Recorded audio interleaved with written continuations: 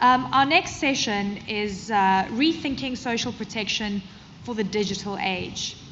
I'm going to talk about 3 threats. I didn't come up with them, but I'm going to read a little bit of context, a little bit of background on a Nobel laureate that came out with an incredible book to talk about good economics for hard times.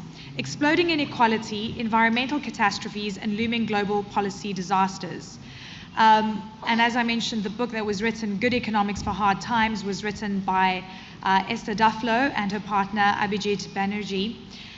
And they won the Nobel Economics Prize in 2019. So what does it take to put an end to global poverty? I think if we could answer that, we would be sitting in a very different global scenario. It is an SDG. We are worried about missing those deadlines. I think the climate agenda is absolutely on top of the priority list, but we're failing on so many metrics.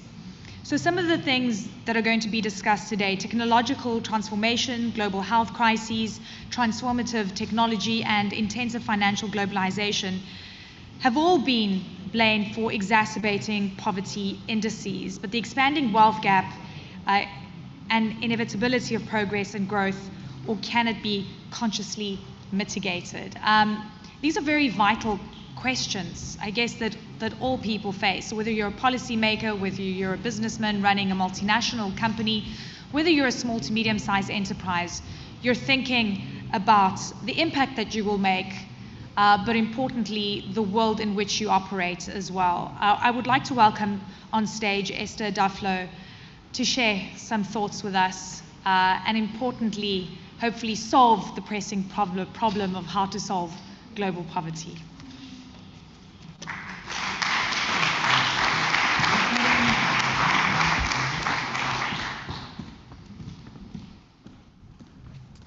Good afternoon. I have to start by apologizing. It's very unlikely that I'm going to tell you how to solve global poverty just in 25 minutes.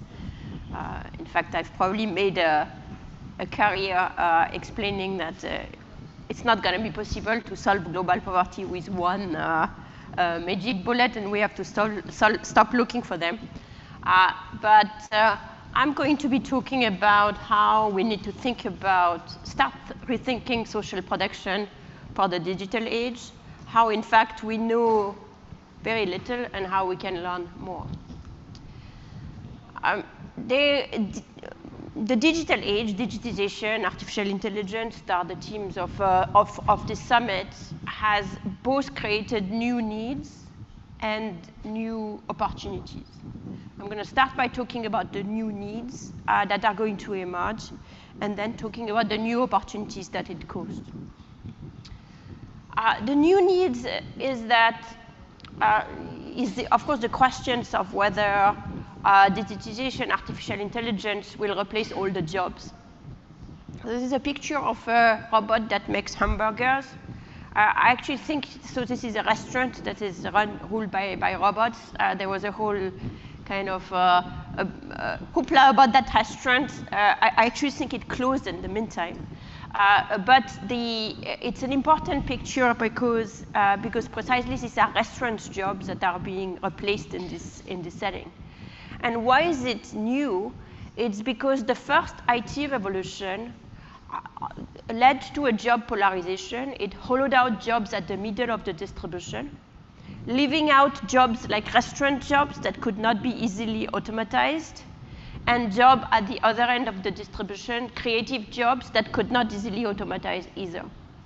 So what happened with the introduction of personal computers, spreadsheets, and word processing and so on, is that you got fewer jobs in the middle of the distribution, so production, office admin, etc., and more jobs towards the right side of the distribution, so managers, professional technicians, and the left side of the proposition, that is the people who work in restaurants, the people who clean houses, the people who walk your dogs, and so on, that are very difficult to replace by either robots or computers.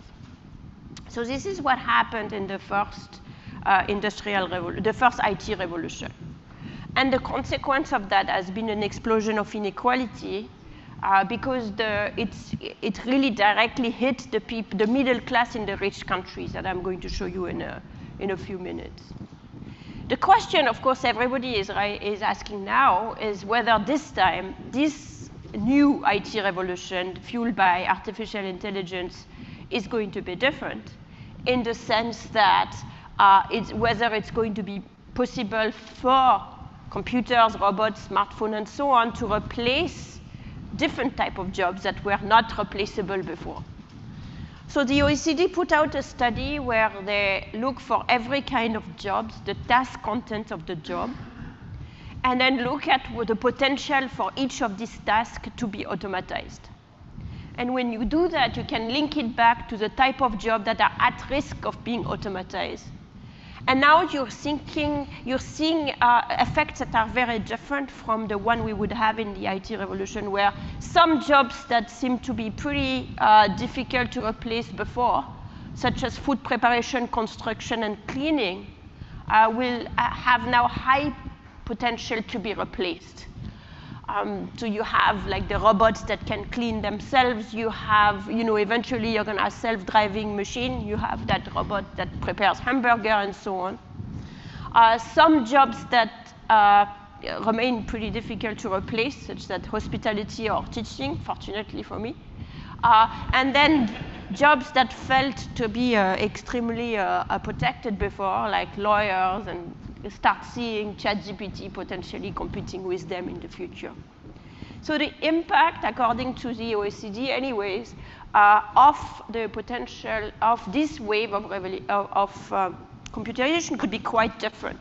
Overall, they find that 46% of the workers in the OECD countries are at risk of being replaced or fundamentally transformed by AI. Now, what this is ignoring, what the OECD calculation is ignoring, is that artificial intelligence could either be a substitute or a complement to a human skill. So it's only looking at the substitution aspect without looking at the complementary aspect. And so to give you an idea, for example, you could, in the Industrial Revolution, the first one, you could have mills that replace people who were previously weaving by hand. So that's substitute for their activities. But you could also have steam engine that help transport goods from one part of the country to the other much faster, and that's potentially a complement to anyone who is actually producing goods or need inputs for the goods. So likewise, artificial intelligence could become a substitute for what people do. For example, now you don't go to a travel agent, you fight with your computers to try to get yourself a ticket. It hasn't improved the customer experience necessarily, but it has replaced a human by a computer. Or you could have a complement. For example, there could be an the reading of X-ray by artificial intelligence could be then controlled by a physician, such that the artificial intelligence is a complement to what the physician is doing. So what we have not fully understood is whether or not artificial intelligence is going to be complement or substitute in the future, because that's just the beginning of it. And therefore, the net effect is very unclear. And in fact, when you ask professional economists, so these are my colleagues teaching at top institutions, every month or so, the Chicago booth asks them questions about the economy. Usually people are very opinionated. They have very strong views, often similar views. Here you have, interestingly, nobody seems to strongly agree or strongly disagree with the view that the rising use of robots and artificial intelligence will likely increase substantially the number of workers in advanced countries who are unemployed for long periods. That's the question I was asked. The first point is nobody seems to really know for sure. No one strongly agree or strongly disagree. And secondly, people kind of divide more or less equally across the three categories. So this is something where, surprisingly, most of my colleagues don't have a view. I should say I don't answer this panel because I never have a very strong view on anything. So economists are very uncertain, and for very good reason. It's because it's going to depend on how AI is going to put to use in the future. I should highlight that it's not going to depend on AI, it's going to depend on humans. And in particular, it's going to depend on regulations and on the incentives of companies to the proper use of AI. Today, unfortunately, in most of the OECD countries, and most poor countries as well, the incentives are very much to replace humans by either machine or computers whenever possible, because machines don't go on strikes, machines don't require holidays, they don't become sick, and the tax treatment of machine is very favorable compared to the tax treatment of human. Therefore, it is always cheaper because you can, when you invest in infrastructure, that can be software infrastructure or hardware infrastructure, you can depreciate the cost in your taxes. When you hire a human, you don't do that, and in addition, you have to pay all the taxes payroll taxes related to welfare, pension, and so on. So today, if you have the choice between investing in a machine or investing in a human to do a particular job, it is always beneficial to invest in the machine, even if the machine is more expensive and less productive. So the incentives today are all in the direction of what my colleague Daron Acemoglu calls so-so automation, which is automation that doesn't lead to an increase in productivity of labor, of capital, or total productivity of factor, but is not too unproductive that it doesn't compensate for the favorable tax treatment. So something has to change there, which is in our hand in the sense that it's choices in terms of regulation and so on. So that the future uses of AI are deployed in order to make humans more productive, not in order to replace humans. But we don't yet know what's going to unfold in years to come, because it's really the very beginning of the surge in AI. So we don't yet know what's going to happen to once the surge of AI continues. This is the very beginning. It's hard to tell whether this has replaced workers so far or will replace workers in the future. We don't know either, and that's where I'm going to move forward, what's going to happen for the poorer countries in the world. Countries in the MENA regions, countries in Africa, a country in Asia, if a lot of labor will be replaced by AI.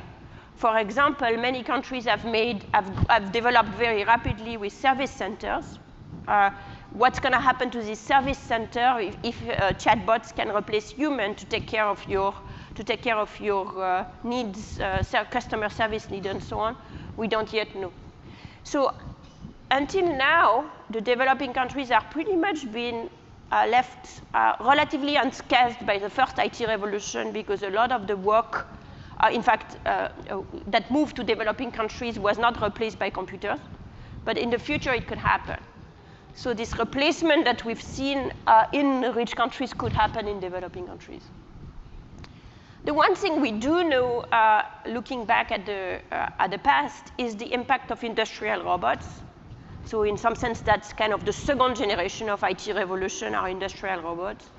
What we do know is that in places that have been, in regions in the US, where the industry was such that many industrial robots could replace people. So for example, Detroit, that is the home of car manufacturing, where there is a lot of robots can do a lot of the jobs there.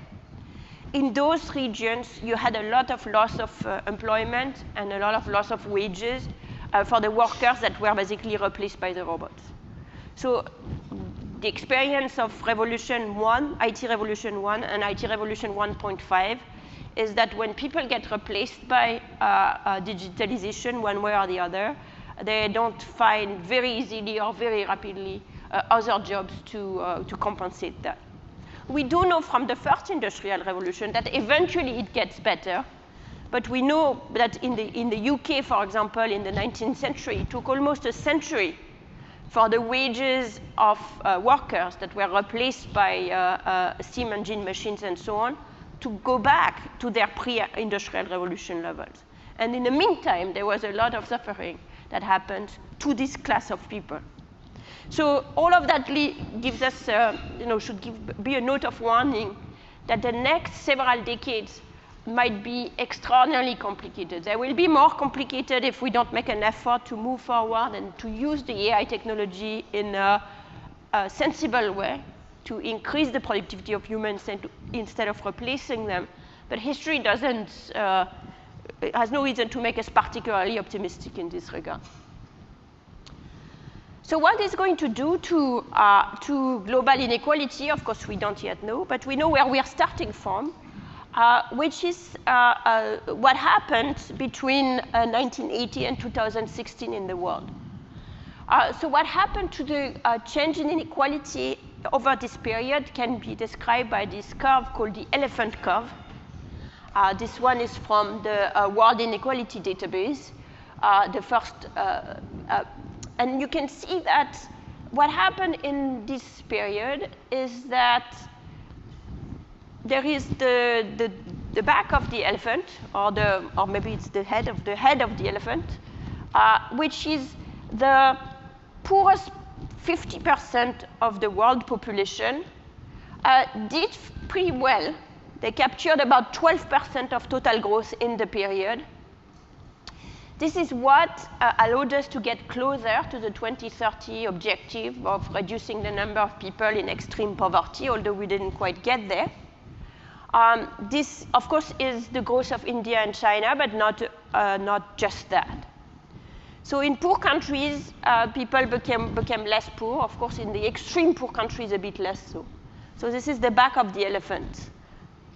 Then at the very top, we have the trunk of the elephant, which are the very richest people in the world. So the top 1% of the world captured 27% of global growth. So about twice as much as or even more than twice as much as the poorest half of the population. And then in the middle, we have the bottom 50% of the world, okay, 49% of the world, the middle one, which basically is 90% of the population in the US and Western Europe. So these are the people who lost their job due to the first IT revolution and didn't find easily good jobs elsewhere. These are the people who lost their jobs due to the competition with China, for example. These are the people whose wages have been stagnating for now 50 years. So the bottom 90% of the US population, and which corresponds to about 49% of the world, captured very little of the income growth. As years have passed, the risk is for the head of the elephant to flatten out, and for all of the growth to be captured by the very wealthy. As China and India moves to the right of this distribution, and as the jobs, the type of jobs that were offshore to developing countries disappear with the new wave of automation. We are in a very unequal world as it is, with the poorest half lagging behind everywhere. Of course, the MENA region and the sub-Saharan region are the most unequal in the world. In the MENA regions, the bottom 50% only has 9% of the income, while the top 10% has almost 60% of the income, and it's similar in sub-Saharan Africa. So we are starting from this very unequal situation with a risk that artificial intelligence contributes to making the world more unequal. On top of that, of course, we have all of the other things that are threatening the life of the poorest more than the life of anybody else. Of course, there is natural disasters, like the terrible earthquake that happened in Turkey, which affect many people, rich and poor in Turkey, but of course, if it affects people who are already poor, even worse, because they have nowhere to go even if they survived it, and the organization of the help for them is much harder when people live in remote places or in places in Syria part where there is no access of aid. There is climate change. the effect of climate change is going to be disproportionately felt in the countries that are poor, both because they're already hot and because income is protective. For example, when it's very hot in Dubai, you can have air conditioning. When it's very hot in Pakistan, you don't have this solution. So for all of these reasons, we do need to do something, rethink social protection. Unfortunately, digitization doesn't give only new challenges, it also gives us new tools. What are those new tools? Well, the first one is the huge spread of mobile phones and of digital money. If you look, for example, at Africa, between just since 1914, there has been a very large progression of digital money. So a lot of people have now access to the digital wallets in many parts of the continent. That has fueled in the whole world, but particularly in developing economy, a large increase in access of people to a bank account of some kind. So that's a tool that's available to governments or to anybody to reach people more easily. The second thing that has happened is in particular due to research I'll talk about in a minute, much more willingness, both in the international community and in governments in the poorer countries, to transfer directly cash to their citizens when they need it. So it used to be that cash transfer were a no-no for poor countries. And now you can see just in sub-Saharan Africa, for example, from 2010 to 2014, we went from 21 countries with some form of cash transfer to 40 countries with some kind of cash transfer. So huge, much more willingness to do that. When you combine the two, you have a tool that is potentially very powerful, which is the ability to reach people who need money when they need it very fast. What needs to be done then is a combination of the use of the digital money as a platform, the willingness to send cash, and the ability to target cheaply and efficiently the people who need help the most. One example I'll develop is the example of the Novici program in Togo that was put together during the pandemic. This example is a perfect example of harnessing the technologies both for effective delivery and effective targeting. So when the pandemic hit, Togo decided that they needed to be able to help the citizens in places where they needed to lock down the economy for fighting the pandemic. First thing they did is to convince all of the mobile money operators to work on one platform, regardless of who was your operator, to give digital transfer to anybody with access to a phone, not necessarily a smartphone, it could be used with a regular phone, to send the transfer via mobile money. So as soon as you had access to a phone, not necessarily yours, you could register to the program. Second thing is, they worked on targeting. So they had a very imperfect system for targeting people. Their registry was incomplete. So they decided to start from scratch for this program in 2 steps. First steps, use satellite data to identify the poorest places. So using satellite data using a bunch of GIS data and training a model on past consumption data, they were able to identify the poorest canton in the countries.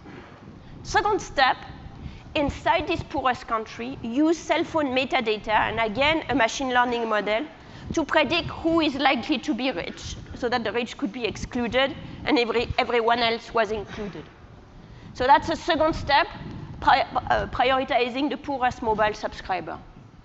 When you combine the two, you can have an algorithm that identifies people who are poor. And the algorithm outperforms the feasible alternative, as well as, in fact, an alternative like calculating your asset index, which was infeasible in the case of COVID, but is in some sense the standard as usual of a lot of targeting for digital protection. So that gives you an example of, literally this platform was put together in 2 weeks during the pandemic. And then the targeting effort took place in the process of the pandemic, of harnessing these new technologies to reach people quickly and efficiently. And this could be generalized in other settings that gives you, in some sense, the pipeline to be ready with aid the moment you need it. So this shows the potential of AI to serve people for the better. Thanks to digital, in particular, and the progress in data science, we also have new knowledge. JPAL, which is the Jameel Poverty Action Lab that I co-founded and direct, has done research on social protection around the world. And we've learned 3 things that I want to share today quickly. The first one is that social protection, in particular cash payment in social protection, does not make people lazy. So people do not stop working if you give them money. In fact, most people want to work. All over the world, that is true. Therefore, you should not be worried about cash transfer. The second is cash transfer are put to good use. People do not use them to buy alcohol or to waste them. They use them to build their house, to send their kids to school, for food, and so on. Again, another reason not to be worried about cash transfers. And the third one is that complex targeting systems, many application steps, complicated rules, exclude the poorest because they don't know how to manage the system, and they don't know how to figure it out. They are the least likely to be able to pay bribes. They are the least likely to be able to go 5 times to the office where they need to register, and so on.